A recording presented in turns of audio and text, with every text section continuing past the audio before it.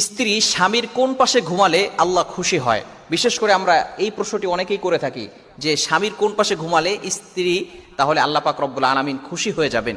বিষয়টি খুবই লক্ষণীয় বিষয়। আম্মাজান আয়েশা রাদিয়াল্লাহু তাআলা আনহা নবীজি সাল্লাল্লাহু আলাইহি সাল্লামের কোন পাশে ঘুমিয়েছিলেন, আম্মাজান আয়েশা রাদিয়াল্লাহু তাআলা আনহা এই বিষয়গুলো কিন্তু আমাদেরকে জানিয়ে দিয়েছেন।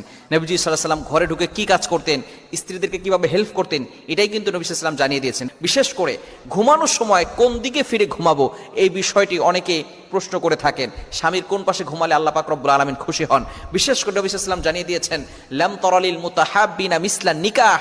এই যে বিবাহ যখন সম্পাদিত হয় তখন এই যে নতুন বিবাহের ভিতরে একজন স্বামী স্ত্রীর যে মহব্বত, এটা নবী সাল্লাল্লাহু আলাইহি ওয়াসাল্লাম বলছেন আমি অন্য কোথাও দেখি নাই।